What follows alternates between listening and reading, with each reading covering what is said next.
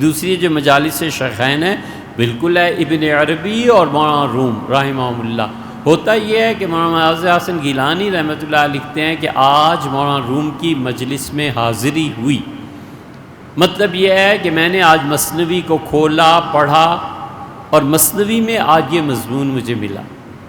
بہت بڑے آدمی تھے یہ مناظر حسن گیلانی رحمۃ اللہ علیہ۔ پھر وہ لکھتے ہیں کہ میں نے آج ابن عربی کی خدمت میں حاضر ہوا، تو ابن عربی رحمۃ اللہ علیہ کی فتوحات وہ پڑھتے تھے، تو اس کو وہ تعبیر کرتے تھے بہترین اردو میں، اور وہ یہ اردو تھی کہ آج وہاں حاضری ہوئی، آج وہاں حاضری ہوئی۔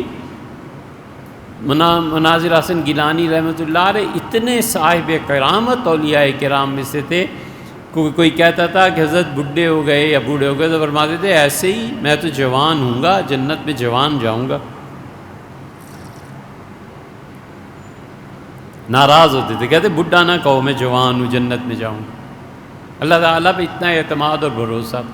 ان کے سگے بھائی اپنے بھائی کے بارے میں لکھتے ہیں کہ بھائی جان، اور میں نے فجر پڑھی، آ کے لیٹے اور تہجد وغیرہ رات بھر جو بھی عبادات تھی کرتے رہے، اور میں نے سوچا اٹھ جائیں گے، کافی دن چڑھ گیا، میں نے ناشتہ بھی کر لیا، پھر میں نے کہا بھائی کو اٹھاؤں تو ناشتہ کر لیں، جب میں نے ہلایا تو انتقال ہو چکا۔ کہتے ہیں میں نے چادر ان سے ہٹائی تو میں حیران رہ گیا کہ ان کی داڑھی تو سیاہ ہو رہی ہے۔